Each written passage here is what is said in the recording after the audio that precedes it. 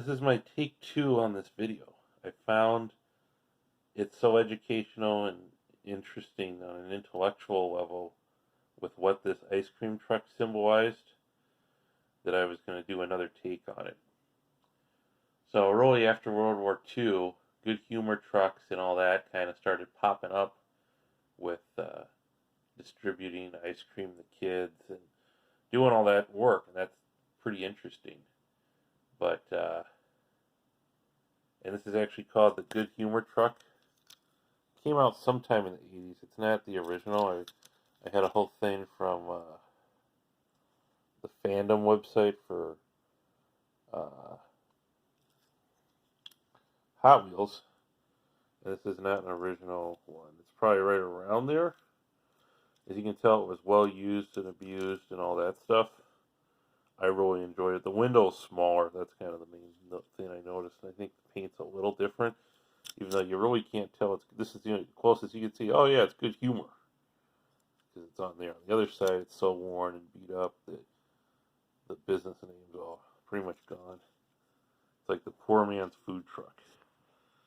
There's actually two in the area I'm in. There's a big old ice cream truck that was owned by the former mayor of the big city and some other group of investors. Part of me feels like they had to do some sort of money laundering with that, or some shady stuff went down. I don't know. He's an okay guy, but I just feel like you don't get to that position of power and do that kind of stuff without doing some sort of questionable stuff. But anyhow, so that's one of the things with ice cream.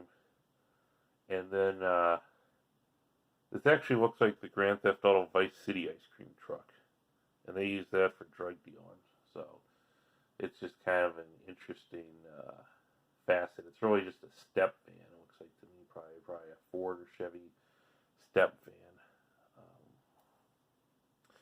If you ever go to Des Moines, Iowa, they are the insurance capital of the world, or at least in America. And I think they're full of a bunch of paranoid nanny state fraudulent people because, insurance, a lot of your money is just paying for litigation and legal stuff. There's legitimate insurance, and then there's degenerate scumbags that just scam people and extract as much money as they can and do all that. Anyhow, why am I going on about insurance fraud and insurance scumbags when it's ice cream?